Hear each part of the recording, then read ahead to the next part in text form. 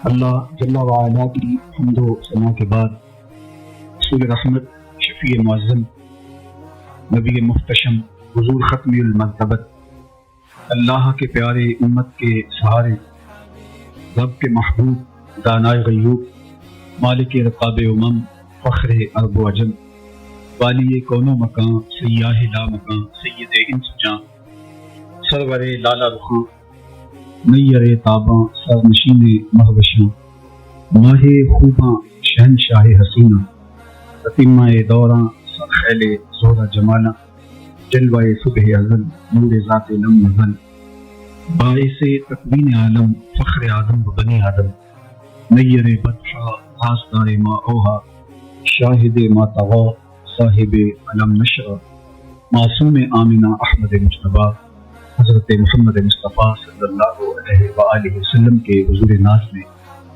اپنی عقیدتوں، ارادتوں اور محبتوں کا خراج پیش کرنے کے بعد عالی مرتبت، ذی وقار علماء کرام، مہمانان محتشم،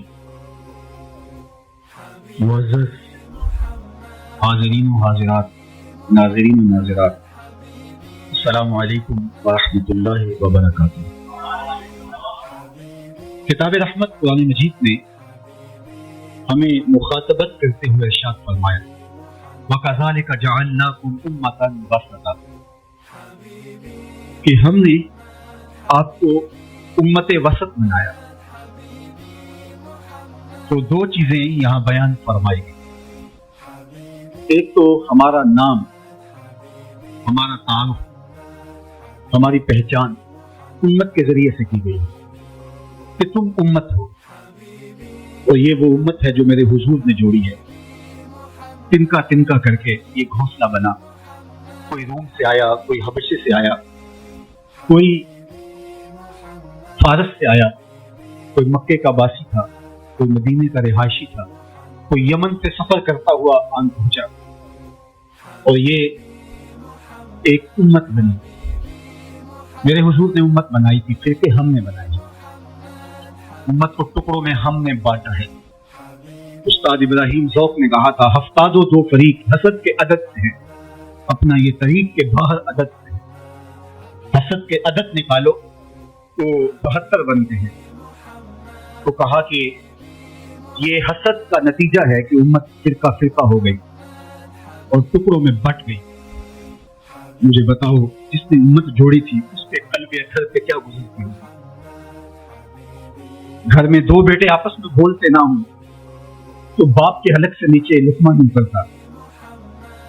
جس کی امت فرقوں میں بٹ گئی، طائف کے بازاروں میں، مکے کی گلیوں میں،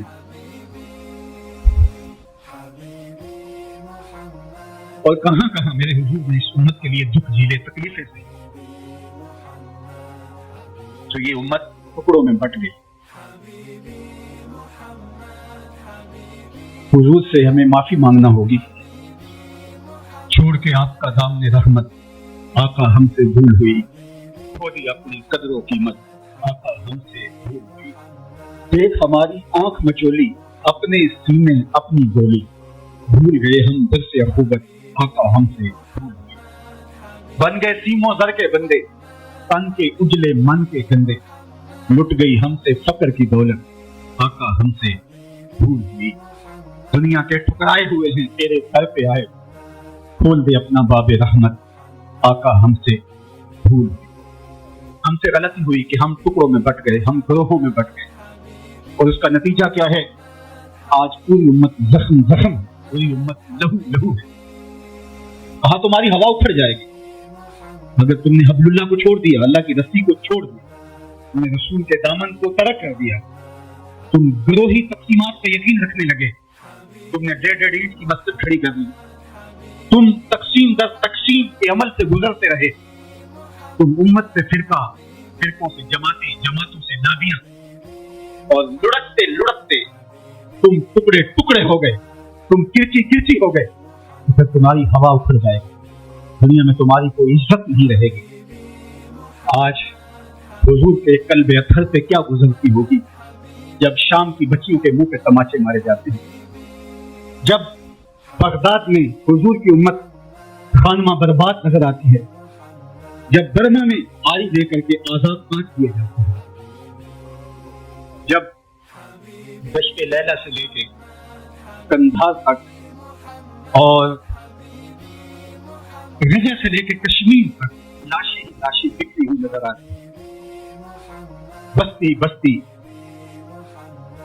کریا کریا صحرا صحرا خون، بستی بستی کریا کریا صحرا صحرا خون، امت والے امت کا ہے کتنا سستا خون، امت والے امت کا ہے کتنا سستا خون، شام قدس کشمیر اور برما کس کس کا احوال کہوں، شام قدس کشمیر اور برما کس کس کا احوال کہوں، ہر سو زخمی ہر سو ماشی ہر سو بہتا خون، امت والے امت کا ہے کتنا سستا، امت والے امت کا ہے کتنا سستا خون، آج امت لہو لہو ہے، پوری کائنات میں ایک انچ بھی جگہ ایسی نہیں ہے جہاں آتش و آہن برستا ہو اور وہ کفار کی سرزمین ہے، جہاں بھی خون بہتا ہے وہ بستی مسلمانوں کی، جہاں لاشیں گرتے ہیں وہ گھر مسلمانوں کا ہے، جہاں عصمتیں لٹتی ہیں وہ خطہ مسلمانوں کا ہے، یہ ہمارے گناہوں کی سزا ہے جو ہم کاٹنے پہ مجبور ہیں، اور جب تک ہم امت نہیں بنتے تب تک رسوائیاں ہمارا مقدر ہوگی اور ذلت ہمارا مقصود ہے جب تک ہم ان کے دامن سے نہیں جڑ جاتے۔ قوت عشق سے جب دہر میں اجالا نہیں ہوتا تو پستیوں کو بلندیوں سے بدلنے کا کرینہ آپ نہیں سیکھ سکتے۔ نام محمد کو تھام کر کے، امت کی وحدت کے تصور کو اجاگر کر کے، حضور کا پاکیزہ وجود جو امت عبادت کا دامن ہے اس سے بے لوث محبت کا رشتہ اور الفت کا ربط جب تک محسوس نہیں ہوتا تب تک ہم ان مشکلات سے کبھی بھی نہیں نکل سکتے۔ ہزار فلسفے تلاش لیں، ہزار منطقیں ببھار لیں، لیکن کوئی نتیجہ نہیں ہوگا۔ تمہیں نتیجہ تب ہی ملے گا جب حضور کے قلب اطہر کو آرام پہنچاؤ گے، جب امت بن جاؤ گے، جب حضور علیہ السلام سے وابستگی اپنا شعار زندگی بنا لو گے، تو پھر دہر میں اجالا اور روشنی حضور علیہ السلام کے نام کے صدقے سے نصیب ہوگی، اور تقدیر کا قاضی تمہاری سزائیں معاف کر دے گا، اور پھر نتیجہ تمہارے سامنے اس صورت میں نمودار ہوگا کہ تم بحر و بر کے مالک ٹھہرو گے، اور کائنات کے اندر حضور کے ساتھ وفا کے رشتے کے نتیجے کے اندر لوح بھی تمہارے ہاتھ میں ہوگا، قلم بھی تمہارا ہی۔ لیکن شرط یہ ہے کہ تم صحیح معنی کے اندر امت بن جاؤ۔ وَأَنْتُمُ الْأَعْلَوْنَ إِن كُنتُم مُؤْمِنِينَ، یہ میرے رب کا وعدہ ہے اور میرے رب کے وعدے سچے ہوتے ہیں۔ کہا تم ان کے بن کے تو دیکھو، عزت کا تاج میں تمہارے سر پہ رکھوں گا۔ یہ تمہاری غلطیوں کی تمہیں سزا دی جا رہی ہے، عزتیں تمہارے لیے ہیں، وقار تمہارے لیے ہے، لیکن شرط یہ ہے کہ تم میرے بھی بن جاؤ، میرے رسول کے بھی بن جاؤ، پھر عزتیں تمہارا مقدر ہوں گی اور شانیں تمہیں عطا کی جائیں گی، تمہیں عزتوں کی مسجدوں پہ بٹھایا جائے گا۔ شکوے کی زبان کھلی تو لہجہ تلخ ہوا، اور اقبال بولا کہ صفائے طہر سے باطل کو مٹایا ہم نے، نوع انسانی کو غلامی سے چھڑایا ہم نے، تیرے کعبے کو جبینوں سے بتایا ہم نے، تیرے قرآن کو سینوں سے لگایا ہم نے، پھر بھی ہم سے گلا ہے کہ وفادار نہیں، ہم وفادار نہیں، تو بھی تو دلدار نہیں۔ تو آواز آئی صفائے طہر سے باطل کو مٹایا، نوع انسانی کو غلامی سے چھڑایا کس نے، تیرے کعبے کو جبینوں سے بتایا کس نے، میرے قرآن کو سینوں سے لگایا کس نے، تھے تو آبا وہ تمہارے ہی مگر تم کیا ہو، ہاتھ پہ ہاتھ دھرے منتظر فردا ہو، ہر کوئی مستے مئے ذوق تن آسانی ہے، تم مسلمان ہو یہ انداز مسلمانی ہے، حیدری فخر ہے نئے دولت عثمانی ہے، تم کو اسلاف سے کیا نسبت روحانی ہے، وہ معزز تھے زمانے میں مسلمان ہو کر تم کھار ہوئے تار کے غلام۔ جب تم میرے تھے تو خالد بن ولید کے پاس زہر کی شیشی لے کے پادری آتا ہے تو حضرت خالد بن ولید پکڑ کے خود اس کو سنتا ہے، اور وہ منتظر ہوتا ہے کہ تھوڑی دیر کے بعد یہ گریں گے اور موت واقع ہوگی، لیکن معمولی پھنسنے کے بعد حضرت خالد بن ولید کھڑے ہو کے کہتے ہیں میرے رب نے موت نہ لکھی ہو تو موت نہیں آ سکتی، آؤ رب کا ڈر سینے میں پال لو، زمانہ تم سے ڈرنا، تم کے ہو جاؤ زمانہ تمہارا ہو جائے گا، ان سے وابستگی اختیار کرو پھر زمانہ تمہاری نوکری کرے گا۔ پھر میں اقبال کے لہجے میں کہنا چاہوں گا کہ محمد سے وفا سنے تو ہم تیرے ہیں، یہ جہاں چیز ہے کیا لوح و قلم ہے، پھر کائنات تمہاری باج گزار ہوگی، تمہاری دہلیز کی لوڈی ہوگی، زمانہ تمہارا نوکر ہوگا، شرط یہ ہے تم نے امت بننا ہے، تم نے رسول اللہ کا غلام بننا ہے، تمہارا لب و لہجہ بتائے ہم حضور کی امت، تمہارا طرز زندگی بتائے تم حضور کی امت، تمہارا کردار بتائے، تم ترازو پہ کچھ تول رہے ہو تو لوگ دوسری طرف بھی منہ کر کے کھڑے ہو جائیں، یہ غلط نہیں تول سکتا، یہ امت رسول ہے، تم بول رہے ہو لوگوں کو یقین ہو کہ یہ جھوٹ نہیں بول سکتا، یہ رسول اللہ کا امت، تمہارا طرز زندگی بتائے میں امت رسول، تمہاری وحدت، تمہارا زور ہے، تمہاری طاقت ہے، تمہاری توانائی ہے، فرمایا وَكَذَلِكَ جَعَلْنَاكُمْ أُمَّةً، ہم نے تو امت بنایا، تم ٹکڑے ٹکڑے ہوئے، تم نے اپنے آپ کو بانٹ لیا، تم ایک دوسرے کا گریبان نوچنے لگے، تم ایک دوسرے کے جبے پھاڑنے لگے، تم ایک دوسرے کے لیے نفرتوں کے بیج بونے لگے، تمہاری زبانیں انگارے اگلنے لگی، تم چنگاریاں نکالنے لگے، تم منبر و محراب کے تقدس کو پامال کرنے لگے، تم خواہشات کے غلام بن گئے، تم آرزوؤں کے نوکر بن گئے، تم اپنے نفس کی غلامی میں آ گئے، تم تو غلام تھے آمنہ کے لال، تم نے کب سے نفس کی غلامی اختیار کر دی، تم کب سے خواہش کے نوکر بن گئے، تم کب سے نفس کے بندے بن گئے، پھر تمہیں ذلیل نہ کیا جاتا تو اور تمہارا علاج کیا ہے؟ تقدیر کے قاضی کا یہ فتویٰ ہے عدل سے، ہے جرم ضعیفی کی سزا مرگ مفاجات، یہ تقدیر کا فیصلہ ہے۔ عبد القادر روحیلے نے جب ملک تیمور کو قید کر کے اس کی آنکھیں نو کے خنجر سے نکالی تو اس کی حرم کی بیٹی اور بہو کو بہنا ناچنے کو مجبور، لیکن ایک دم نہ جانے اس کو کیا خیال آیا، اس نے سارا اسلحہ اتار کے پھینک دیا اور چارپائی پہ لیٹ کے فراٹے لینے لگے، لیکن وہ بیٹیاں برابر ناچتی ہیں۔ تو عبد القادر روحیلہ کھڑا ہوا اور اس نے کہا کہ میں ایک سپاہی ہوں اور اس حالت کے اندر اسلحہ اتار کے فراٹے لینے لگ جانا یہ ایک سپاہی کی شان کے لائق نہیں ہوتا، یہ میرا تکلف تھا، یہ میری بناوٹ تھی، مجھے خیال آ گیا کہ میں نے بہت زیادتی کی ہے اور میں یوں لیٹا، میرا خیال تھا کہ تیمور کی کوئی بیٹی میرے ہی خنجر سے میرا گلا چوم دے گی، لیکن اس کے باوجود تم برابر ناچتی رہی۔ حمیت نام تھا جس کا گئی تیمور کے گھر، اس نے کہا کہ اب میں حق بجانب ہوں جو میں نے آپ کے ساتھ کیا، اس لیے کہ میرے خنجر کو پڑا ہوا دیکھ کے اور مجھے کراٹے لیتے ہوئے دیکھنے کے باوجود بھی جب تم ناچ رہی ہو تو پھر میں نے غلط نہیں کیا، تمہارا علاج یہی نہ ہو۔ جب ہماری بیٹیاں غیروں کو نظریں مل گئی، جب ہمارے گلے چیرے جا رہے، جب شام اجڑ رہا ہو، جب برما میں آریوں کے ساتھ انسانی آزاد کاٹے جا رہے، جب بغداد کے اندر اس امت کی شہزادیاں بھیک مانگنے سے مجبور ہیں، تو مجھے بتاؤ اس زمانے میں بھی ہم ایک دوسرے کے گریبان نوچیں گے؟ تو پھر جو ہمارے ساتھ ہو رہا ہے یہ ہماری خدا تھی، ہمیں امت بنایا گیا تھا، ہم نفس کے غلام بن گئے، ہم خواہشات کے نوکر بن گئے۔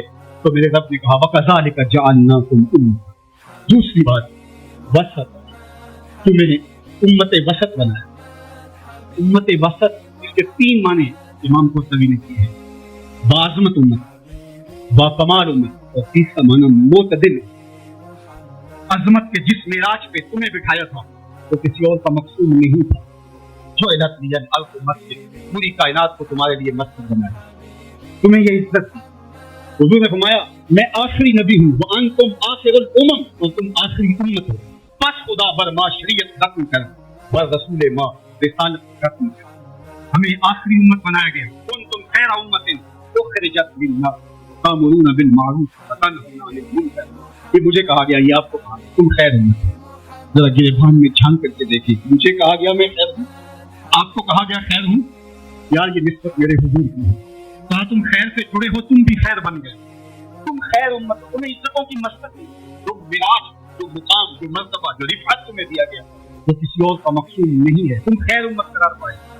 اللہ اکبر، تو کہا اس کے بعد باعظمت امت، دوسرا معنی باکمال، جو عزت، جو شرف، جو مرتبہ، جو مقام تمہیں دیا گیا، جو کمال، عروج و بانکپن تمہارا مقصود، وہ کسی اور امت کا مقصود نہیں ہے۔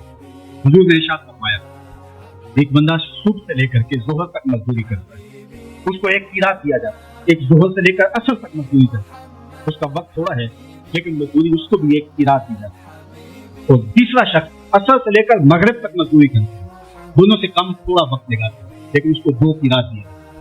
تو میں پہلی مثال یہود کی، دوسری مثال نصارہ کی، تیسری مثال میری امت۔ تھوڑے عمل پر زیادہ اجر، من جاء بالحسنۃ فلہ عشر امثالها، ایک نیکی کرو گے 10 کا ثواب۔ اس امت کو اعزاز دیا گیا، یہ امت کو تکریم دی۔ ایک بچہ حفظ قرآن کرتا ہے اور اپنے خاندان کے لوگوں کی شفاعت کرتا ہے، بڑھاپے میں اترتا ہے ایک شخص عمر کی کثرت کی وجہ سے وہ خاندان کی شفاعت کا اہل ہوگا. کیا کیا شرف نہیں دیے گئے, کیا کیا مقام نہیں. اس امت کو عزتوں کی مسند پر بٹھا دیا گیا. قیامت کے دن آزائے وضو سے چمکتی ہوئی یہ امت سامنے آئے, دور سے پہچانے جائیں گے یہ محمد عربی کے غلام, ان کے آزاد چمک رہیں گے, روشنی نکل رہی ہوگی ان کی. تیسرا معنی امت وسط کا, معتدل اعتدال کی راہوں پہ چلنے, نہ یہود کی طرح اور نہ نصارہ کی طرح افراط و تفریط کا شکار نہیں ہوگا, بلکہ یہ اعتدال کی راہوں پہ گامزن, عقائد میں, اعمال میں, رویوں میں, طرز زندگی میں, انداز معاشرت, گفتگو میں, کلام میں, ہر لحاظ سے یہ اعتدال کی راہوں پہ مسافر. جب یہ امت اعتدال کی راہوں سے نکلی اور ان میں غلوف پیدا ہوا یا ان کے اندر تفریط پیدا ہوئی, تو نتیجہ یہ ہوا امت اپنے وفاق. یہود نے شان الوہیت اور شان رسالت کے اندر تنقید کر دی اور انبیاء علیہ السلام کی دشمنی ہوئی, اور کتنے نبیوں کو ناحق قتل. بنی اسرائیل نے 70 نبی شہید. آج اگر راہ خدا میں ہمیں کوئی تکلیف پہنچتی ہے تو میں اور آپ ہوتے کو اس راستے کے اندر تو نبی شہید ہوئے. امام غازی نے تفسیر کبیر میں لکھا ہے کہ مکے سے طائف تک 70 ایسے نبیوں کی قبریں جن کی وفات صرف ہو کی گئی. یہ دین یوں ہی ہمارے تک نہیں پہنچا, یہ قدریں ہمارے تک یوں ہی نہیں پہنچی, ہمارے اسلاف کی قربانیوں کا نتیجہ ہے. اور دوسری جانب نصارہ نے انبیاء کے باپ نے ایسا غلوف کیا اور توحید کے عقیدے کو بھی بگاڑ کے رکھ دیا, حضرت عیسیٰ کو خدا کا بیٹا قرار. تعلیم ثلاثہ میں مبتلا ہو کر کے 3 وجودوں کو انہوں نے معبود قرار دیا اور 3 وجودوں کے مجموعے کو الہ کہا. افراط اور تفریط کی راہوں پہ گامزن ہونے والے گمراہیوں کا شکار ہوئے, لیکن مجھے میرے دین نے میرے اسلام میں جو عقیدہ دیا وہ صراط مستقیم کا عقیدہ ہے. اور ہر روز ہر نماز کی ہر رکعت میں اصالتاً بوکالتاً یہ کہتا ہے اہدنا الصراط. یہ اتنی ضرورت ہے ہماری کہ اللہ سے مستقیم راہ مانگے کہ چونکہ دونوں جانب لڑکنے کے اندیشے لمحہ لمحہ موجود ہیں, پھر اس کو اجھالنے کے لیے آگے کہہ دیا کہ غیر المغضوب علیہم ولا الضالین, یعنی نہ تو گمراہوں کا راستہ اور نہ جن پر تیرا غضب ہوا ان کا راستہ, نہ افراط نہ تفریط کی راہ. مالک مجھے مستقیم راہوں کا مسافر کرنا, سیدھی راہ پہ کام, کیونکہ سیدھی راہ پہ گامزن ہونا ہی ہدایت کی علامت ہے. جب ترازو کے دونوں پلڑے برابر رہتے ہیں تو اس کو عدل کہتے ہیں. اسی سے اعتدال نکلا, کوئی پلڑا جھکا نہیں, عدل کا نظم خراب نہیں ہوا. تم لمحہ لمحہ عدل کی راہوں پہ گامزن رہو گے, اپنا محاسبہ کرتے رہو گے, اپنے عقائد کا محاسبہ کرتے رہو گے. تمہارے عقائد میں خرابی نہیں آنی چاہیے. تمہارے 3 بنیادی عقیدے, عقیدہ توحید, عقیدہ رسالت اور عقیدہ آخرت, ان عقیدوں میں کبھی بھی بگاڑ نہ آنے دینا. اللہ جل شانہ کی جو شانیں ہیں, اللہ کی جو عظمت ہے, وہ تمہارے رگ و ریشہ میں ہر وقت اس کا روح اور اس کی خشیت موجود رہنی چاہیے.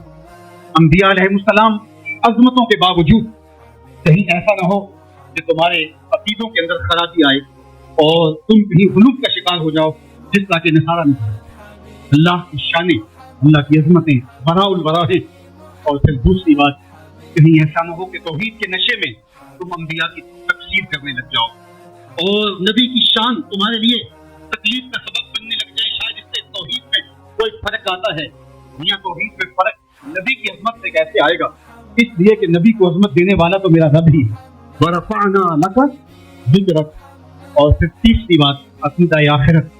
آخرت کا عقیدہ یہ ہے کہ ہم نے اس دنیا پر بیٹھ نہیں رہنا, بہر حال اللہ کی طرف سے جو اس کے علم میں متعین ہماری زندگی ہے اس کو گزارنے کے بعد ہم نے یہاں سے رخ کیا. تو ہم جوانی میں چلے جائیں, ہم بڑھاپے میں چلے جائیں, یا ارذل العمر کے بعد ہم اس دنیا سے رخ, یا بچپن میں چلے جائیں, یہ ہمارے علم میں نہیں ہے.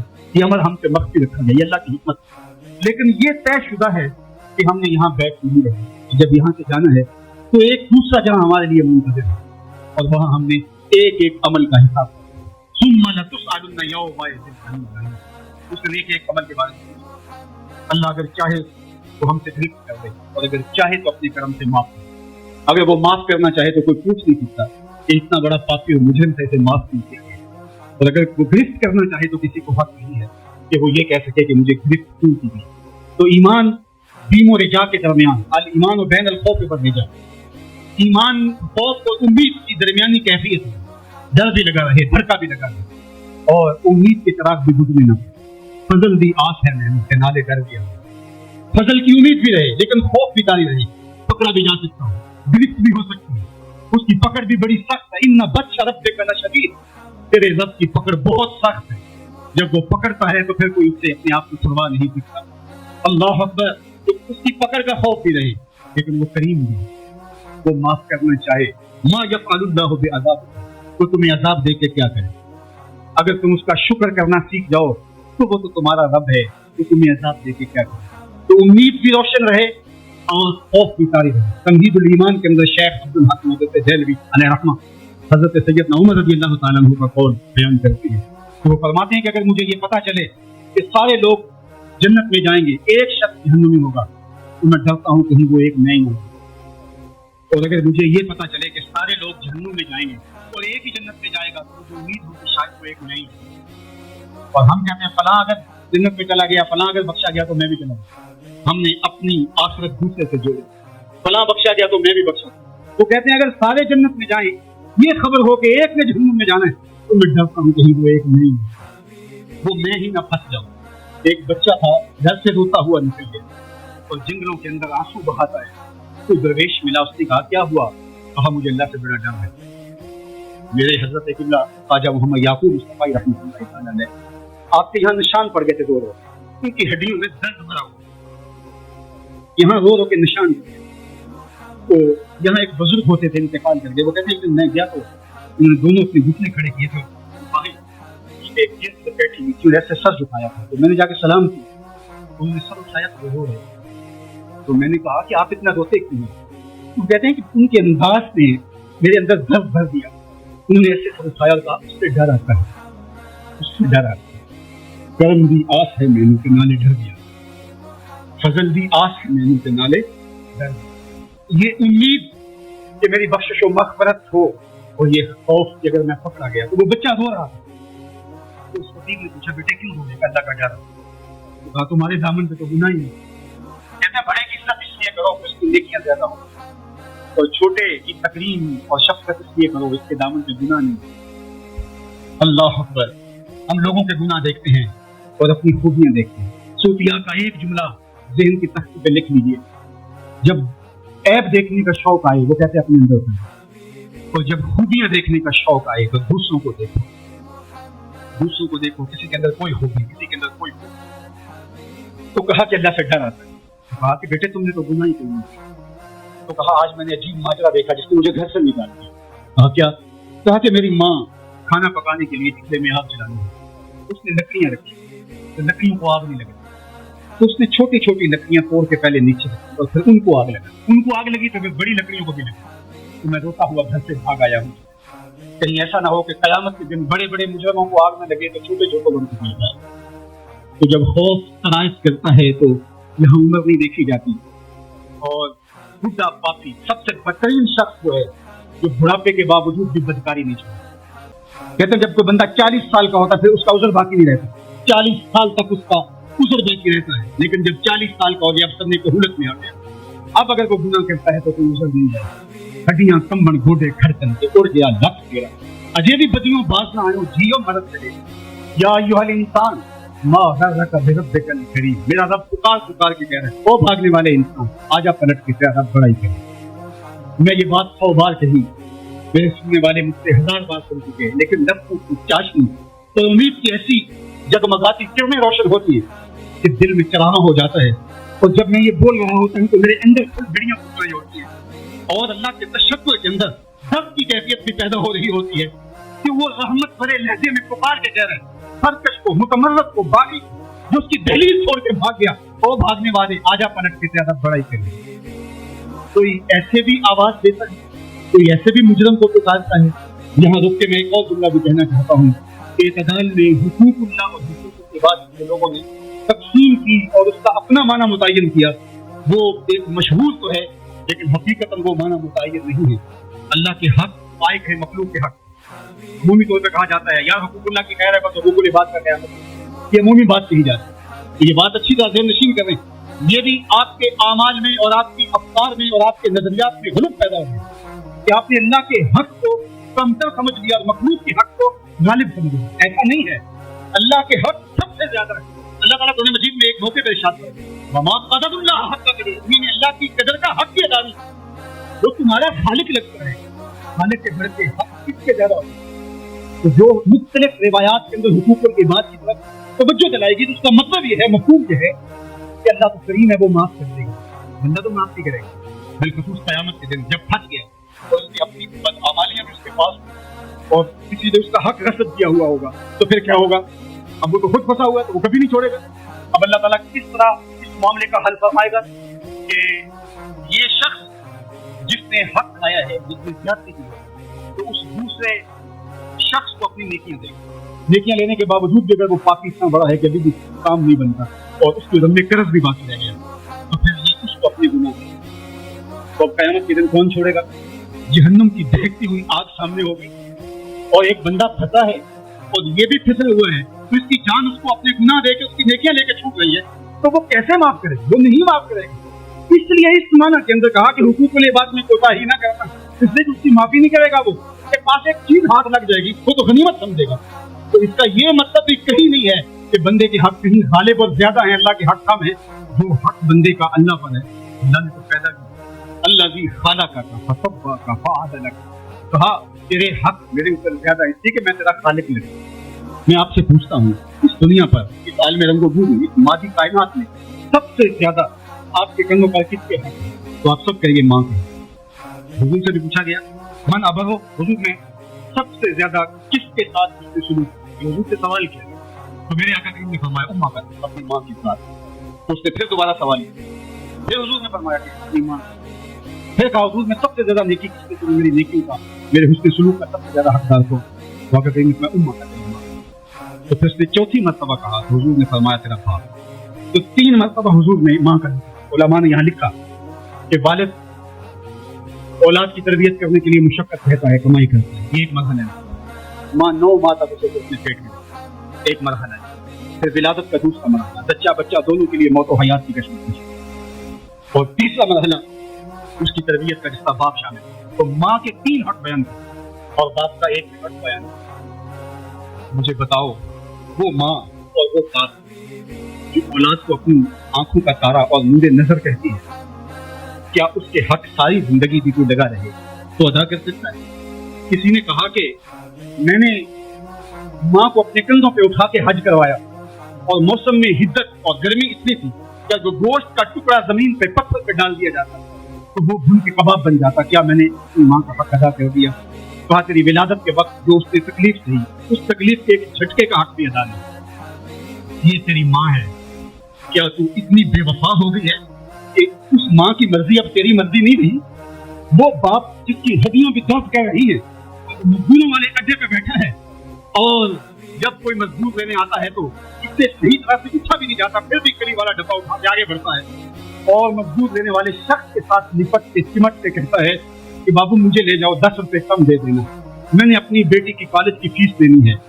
وہ باپ جس کی ہڈیاں دکھ رہی ہیں اور جا کے دیوار پر چلی کر رہا ہے، اس کی کمائی سے کالج میں پڑھنے والی بیٹی کو ایک خاتون ایک سجے ہوئے دفتر میں بٹھا کے اور کہتے تو فکر شاہی نظام کے خلاف بغاوت کر، تیرا جسم تو تیری مرضی ہونی چاہیے، باپ ہوتا کون ہے؟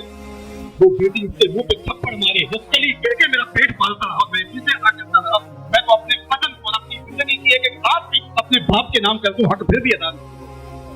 میرا باپ میری تعلیم کا ضامن ہے، میری زندگی کا ضامن ہے، میری عزت اور آبرو کا پہرے دار ہے. اللہ اکبر. معاشرہ بدل گیا، حالات کے سیبت تبدیل ہو گئے، بغاوتیں بڑھ گئی، وفاؤں نے دم توڑ دیا. مغرب کی تہذیب سوائے تکلف کے اور کچھ نہیں ہے، اور چہرہ جو روشن نہ ہو تو کیا حاجت گلگونہ فروش. نئی تہذیب تکلف کے سوا کچھ بھی نہیں ہے. یہ مغربی تہذیب کی الغاز میں مرد آوارہ بیکار و زن کمار باش کیا معاشرہ تخلیق کیا جا رہا ہے. میرے حضور کے غلاموں، آؤ ہم نے دین حضور سے لینا ہے، اور یہ سارے چونچلے اور یہ ساری مذہبی وظیفہ فوج تنظیمیں یہ دم توڑ کے رہ جائیں گی. کائنات کے اندر اور اس وطن کے اندر جھنڈا لہرائے گا تو محمد عربی کے نظام اور حضور کے دین کو پورا کرنے کے لیے اور حضور کے نظم کو غالب کرنے کے لیے اپنی زندگی کے ایک ایک سانس کو حضور کے نام وقف کریں گے. میری زندگی کا مقصد تیرے دین کی سرفرازی. میں اسی لیے مسلمان، میں اسی لیے نمازی. میری زندگی کا ایک ایک لمحہ حضور کے دین کے لیے، حضور کے نام کے لیے. تو حقوق والدین کے وہ بہت سارے ہیں، ایک درد کے جھٹکے کا جواب بھی نہیں دے سکا. ماں اولاد سے جو محبت کرتی ہے، جو ماں کے حق میں، وہ اتنی زیادہ ہے کہ کسی پیمانے میں اس کو تولا نہ جا سکے. میں کہا کرتا ہوں سمندر کی پاتال تک تو کوئی پہنچ گیا ہوگا، لیکن ماں کے پیار کا کنارہ آج تک کسی میں نہیں پایا. یہ سڑکوں کے کناروں پر بڑے بڑے ہیوی ترازو نصب چلتی ہے، پورا کنٹینر توڑ لیا جاتا ہے، لیکن آج تک ایسا ترازو میں نے نہیں دیکھا جس پر ماں کے پیار کو بھی توڑا. ماں جب بولتی ہے تو اس کے لہجے میں جبریل بولتا ہے. ماں جب مسکراتی ہے تو لگتا ہے جنت کی ساری کلیاں کھلتی ہیں. اللہ نے ماں کے سینے میں وہ درد، وہ درد، وہ محبت، وہ چاہت، وہ پیار کا جہاں آباد کر دیا. سید خورشید گیلانی نے کہا تھا کہ ان کے ہوٹلوں میں کھانا کھانے میں وہ ضرور کہا جو چولہے پر بیٹھ کے ماں کے ہاتھوں سے پکی ہوئی چپاتیاں کھانے میں ملتا ہے. اور کہاں اونچے اونچے اسٹیجوں پہ حضرت صاحب، علی جناب، مفتی صاحب، قبلہ عالم، کیا کیا لفظ سننے کو ملتے ہیں، لیکن ان لفظوں میں وہ چاشنی کیا جو ماں کی زبان کو مٹھو ہوئے ببلو کے اندر رکھی گئی. ماں کے سینے میں تڑپتی ہوئی ممتا اور محبتوں کا جہاں اس کی کوئی مثال نہیں ہے. ماں کو اتنا پیار کیوں ہے اور ساری زندگی ماں کے حق ادا کرتا رہے پھر بھی حق ادا نہ ہو کیوں؟ اس لیے کہ ماں نے جنم دیا. یہی جواب ہے نا آپ کا کہ ماں اتنا پیار اس لیے کرتے، اس کے حق کتنے ہیں کہ میرے حضور نے کہا پھر ماں، پھر ماں، پھر ماں. اتنے حق کیوں ہیں؟ اس لیے کہ اس نے جنم دیا ہے. میرے جملے کو بار بار آپ نے سنا ہوگا، پھر سن لیجیے.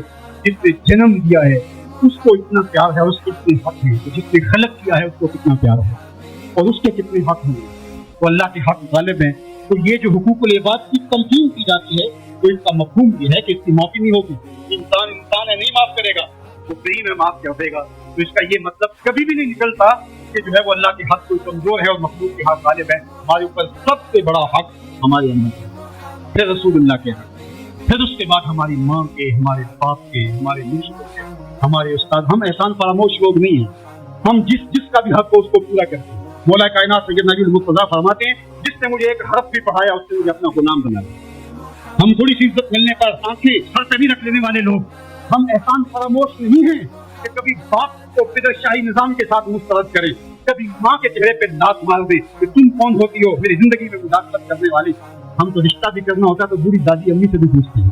جب تک وہ ہاں نہیں کرتی تو گھر کے اندر ماحول ہی نہیں بنتا ہے. ہمارا دین، ہمارا کلچر، ہماری تہذیب، ہمارا تمدن ہمیں یہ سکھاتا ہے لیس منا من لم یرحم صغیرنا ولم یغفر کبیرنا. چھوٹوں کے ساتھ شفقت سے پیش نہیں آتا اور بڑوں کے ساتھ جو ہے وہ توقیر سے پیش نہیں آتا. میرے حضور نے فرمایا میرے ساتھ اس کا کوئی تعلق، کوئی ربط، کوئی رشتہ نہیں ہے. تو ہمارا دین تو ہمیں یہی سکھاتا ہے. تو دین اور رجال کے درمیان ہمیں یہ سکھایا گیا. بات احترام کی چلی تو عقیدوں کے اندر جب غلوف پیدا ہوتا ہے تو اغیار کی سازشوں کا ہم نادیدہ اور دیدہ طور کے شکار ہو جاتے ہیں. اقبال نے آج سے صدیوں قبل یہ بات جو ہے وہ ہونے والے حادثات کی نشاندہی کرتے ہوئے اپنے زمانے میں کہا تھا کہ تو کہ نشناسی کفیراز دلی ہوشیار باش، اے گرفتار ابو بکر علی ہوشیار باش. تو نہیں جانتا کہ تیرے ساتھ کیا کھیل کھیلا جا رہا ہے. ابو بکر اور علی کو آپس میں مقابل کھڑا کرنے والے ہوشیار ہو جا. یہ اغیار کی سازش ہے. یہ دونوں کرنے سینہ محمد عربی کی. ابو بکر بھی حضور کے ہیں، علی بھی حضور کے ہیں، عثمان بھی حضور کے ہیں، اصحاب بھی رسول کے ہیں، اہل بیت بھی حضور کے ہیں. ہم ان کی چوکھٹ کے فقیر بھی ہیں اور ان کے در کے بھی غلام ہیں. ہم تو غلام اتنے غلام ہیں. ہمیں تو ان کی وساطت سے دین ملا ہے. ہم ایک کا نام لے کر کے دوسرے کی نفی نہیں کر سکتے.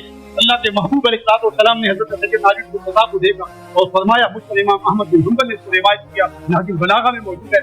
لیکن میرے خدا فرماتے حضور نے میرے بارے فرمایا یہلک فی رجلان محب مبغض ومبغض. علی تیرے معاملے میں آ کے دو لوگ برباد ہیں. تیرا معاملہ حضرت عیسیٰ والا معاملہ. ایک نے حضرت عیسیٰ سے بغض رکھا اور ان کی ماں پہ تہمت لگائی، اور ایک نے حضرت عیسیٰ سے اتنی محبت کی ابن اللہ کہتے ہیں. دونوں گمراہ ہو گئے. فرمایا تیرا معاملہ بھی حضرت عیسیٰ کا ہے. یہلک فی رجلان، حضرت علی خود فرماتے ہیں میرے معاملے میں دو لوگ برباد ہیں، محب مبغض ومبغض. ایک محبت کر کے برباد ہوگا، ایک بغض رکھ کر. امتن وسطا، درمیانی امت ہو تم نے ترازو کے دونوں پرڑے پورے کر کے عدل کے تقاضوں کو پورا کرنا. ایسا نہ ہو کہ علی کی محبت آنکھوں پہ پنٹی باندھ دے تمہیں ابو بکر بھی نظر نہ آئے.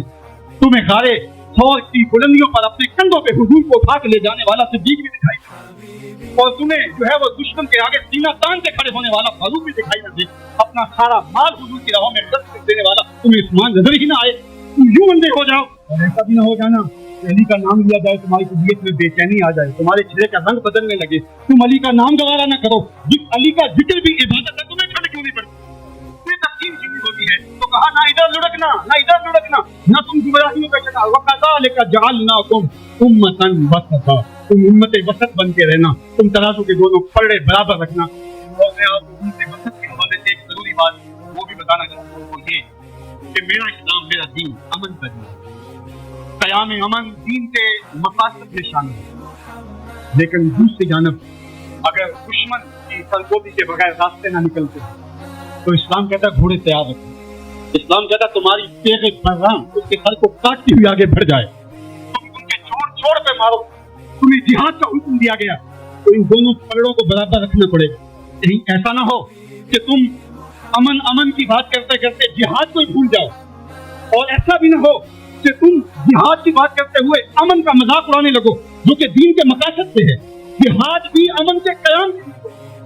آپ کو کہاں سے پوچھے, فی نفس ہی قتال ہوا ہے, حسن نہیں ہے, فی نفس. لیکن یہ حسن کیسے ہوا, یہ غیر ہی ہے. یعنی کیونکہ قتال سے پھر پائیدار امن آئے گا, لہذا یہ مجبوری قبول کر لی گئی. تو اصل امن ہے, امن کے قیام کے لیے جہاد کیا گیا, اور اس میں تمہارا نفس نہیں آنا چاہیے. حضرت علی کے منہ پہ تھوک دیا جاتا ہے, پیچھے ہٹ جاتا ہے. خالی کا نفس آنا, یہ ہمارا دین ہے.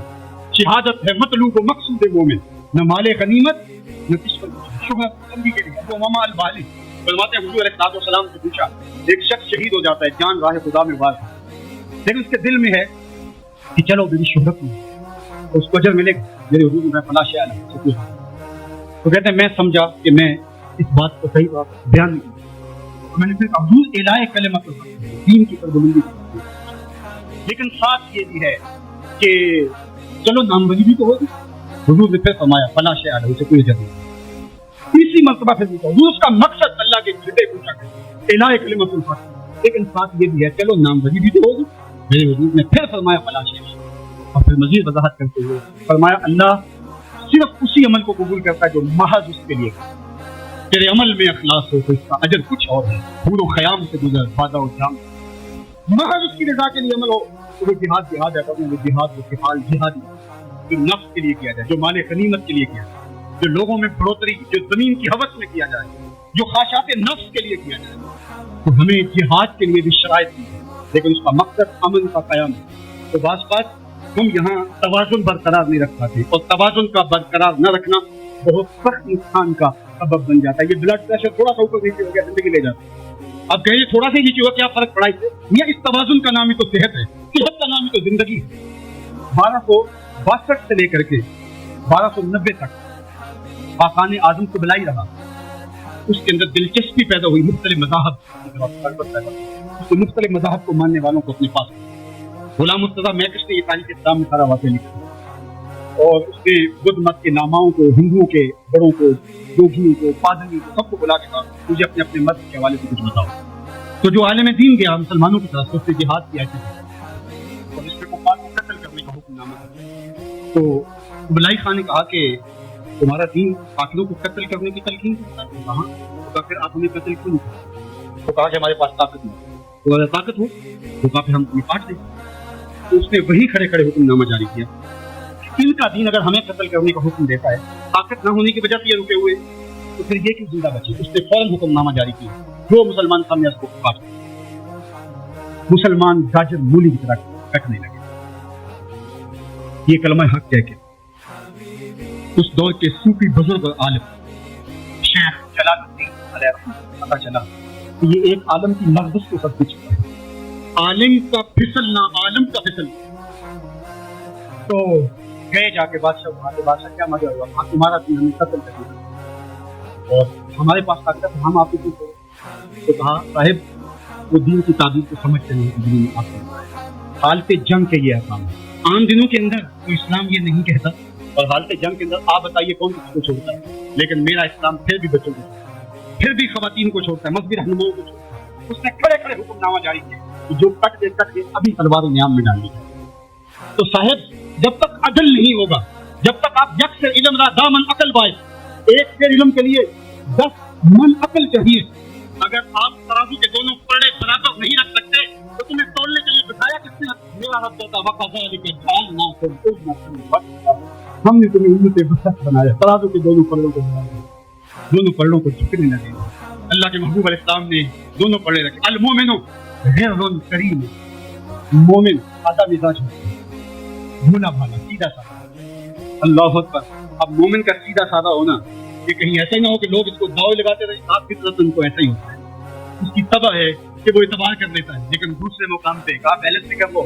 میرے حضور نے ارشاد فرمایا لا یلدغ المؤمن من جحر واحد مرتين، مومن ایک ہی بل سے دو مرتبہ ڈانگ نہیں کھاتا، اگرچہ وہ چالاک نہیں ہے لیکن زیرک ضرور ہے، اگرچہ وہ مکار نہیں ہے لیکن بصیرت کا نور اللہ نے اس کے سینے میں رکھا ہے، تاکہ برات سے قلبی سے ڈرو جو اللہ کے دیے ہوئے نور سے دیکھو۔ اللہ نے چاروں دیے ہیں، اللہ نے چاروں عمومی طور پہ کہا جاتا ہے یہ دنیا والے ہیں، یہ دین والے ہیں، اور یہ دو یہ تقسیمات ہمارا دین ہمیں نہیں، دونوں پلڑے برابر رکھتے، دنیا بھی اور دین بھی۔ اصل دنیا کیا ہے؟ مولا رومی بولے چیز دنیا آج خدا غافل ہو گئے۔ دنیا ہے کیا؟ خدا سے غافل ہونے کا نام دنیا۔ وہ آپ چاہے ممبر پہ بیٹھ کے غافل ہیں یا دکان پہ بیٹھ کے، وہ آپ دنیا داری کریں۔ یہاں مقصد لوگوں کے دل اپنی طرف موڑنا، لوگوں کی جیبیں ڈھیلی کرنا، لوگوں میں اپنے آپ کو محبوب اور اپنے آپ کو لوگوں کا محسوب بنانا، اپنے خود کو تراشتے رہنا کہ لوگ پوجا پاٹ کرتے رہے، یہ ممبر پہ دکانداری ہو رہی ہے، اور دوسرا دکان پہ بیٹھا ہے لیکن سچ کا دامن نہیں چھوڑتا۔ میرے حضور نے فرمایا سچا تاجر قیامت کے دن پیغمبروں کے ساتھ اٹھائے۔ تو دنیا اور دین یہ دونوں ساتھ ساتھ چلتے ہیں۔ تو دین اور دنیا دو الگ الگ خانے نہیں ہیں۔ کام کر کے دنیا سے روکتا ہے لیکن گھر کے دنیا سے بھی بچنے کی تلقین کرتا ہے۔ رہبانیت کا درس بھی نہیں دیتا، لا رہبانیت فی الاسلام، اسلام میں رہبانیت نام کی کوئی چیز نہیں ہے کہ تم گھر بار چھوڑ دو، تم بستی چھوڑ دو، تم کو گھر کی زندگی اختیار کرو۔ اسلام کا یہ مزاج ہے۔ ابھی بات ہو رہی تھی حضور نے مواقعات قائم کیے، دو مرتبہ قائم کیے۔ ایک دفعہ حضور نے مکے میں قائم کیے تھوڑے سے ہوا کے درمیان، اور مواقعات مدینہ یہ کائنات کا ایک انوکھا باب ہے، اور یہ ایک الگ مضمون کا عنوان ہے کہ دو افراد کو، ایک انصار کیا اور ایک مہاجر، حضور نے ان کے درمیان مواقعات قائم کیے۔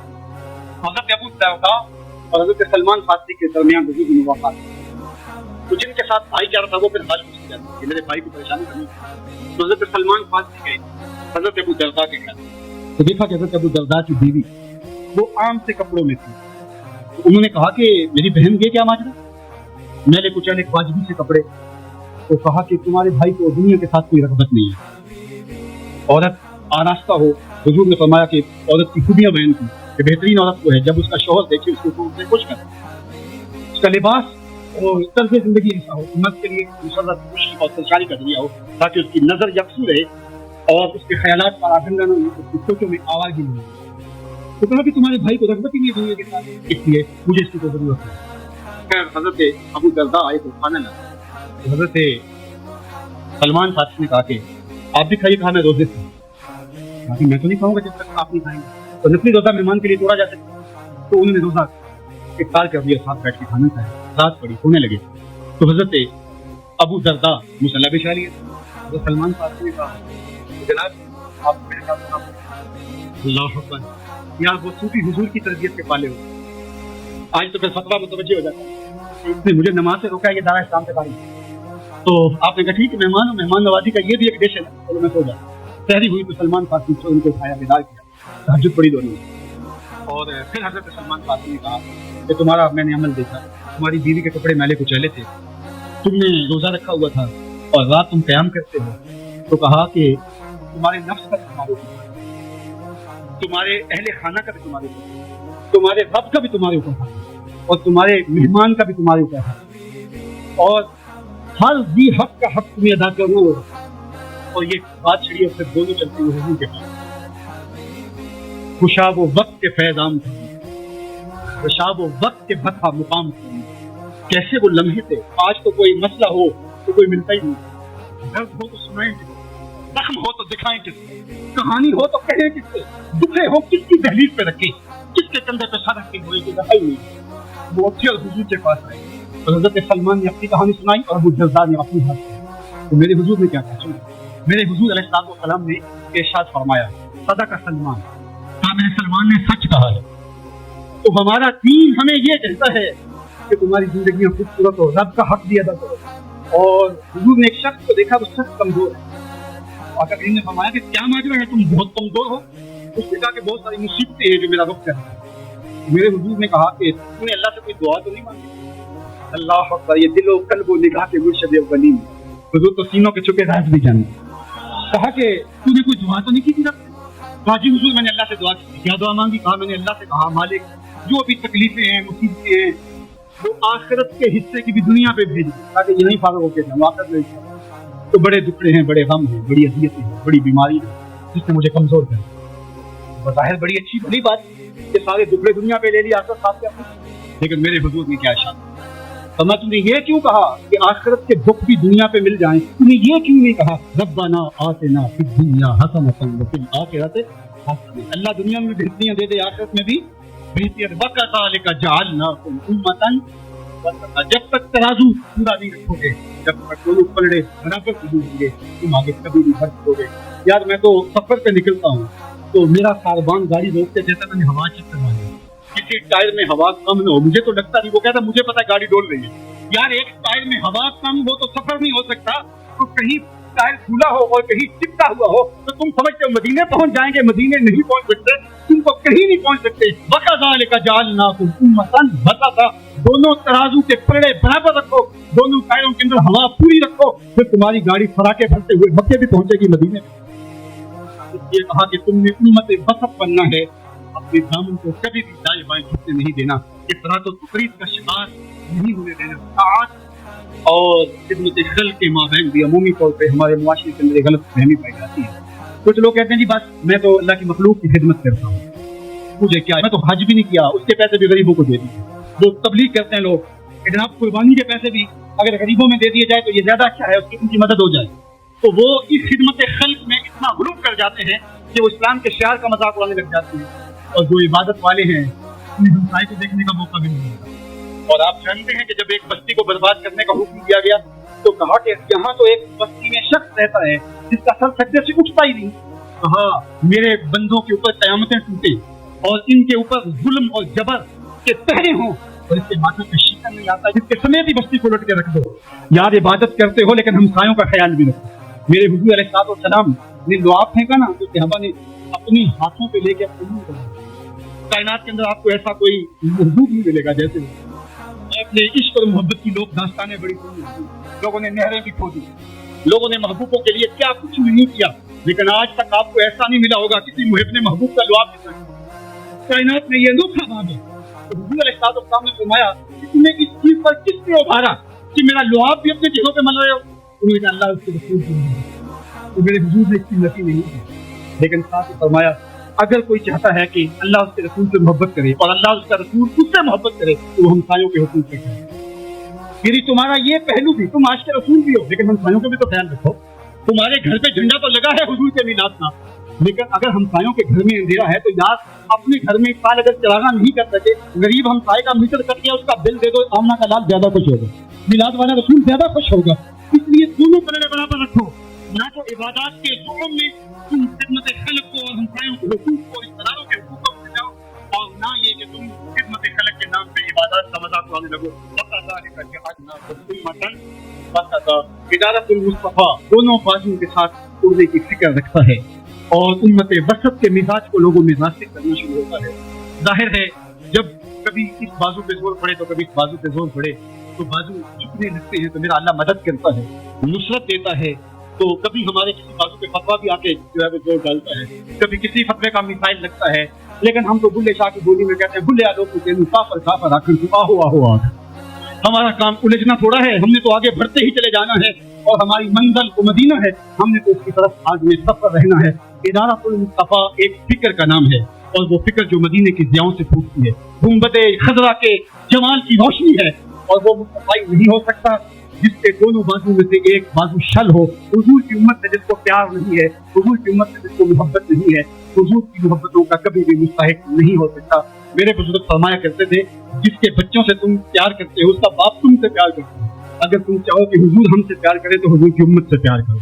तो एक उम्मत बनो, दूसरा उम्मत वसत बनो, तो फिर देखना तुम्हारी शाहीन टिप परवाज़ उसको कोई छू भी नहीं सकेगी। तुम फिर बढ़ते रहोगे और तुम्हारा भरना मंजिल आशना होगा और खुदा नजर से शौक है मंजिल न कर कबूल, लैला भी हम नशी हो तो महबूब। क्या तो मतमाई नजर, क्या तो हदफ ही कुछ और है, तो दुनिया के लिए नहीं है, दुनिया तेरे लिए है। तो ख्वाहिशात का दीवाना नहीं है, बल्कि ख्वाहिशात तेरे पीछे दौड़ेगी تو زمانہ تیری دہلیز پہ باندیوں کی طرح نوکری کرے گا. من کان للہ کان اللہ لہو, تو ان کا ہو کے دیکھ زمانہ کیا ہو جائے گا.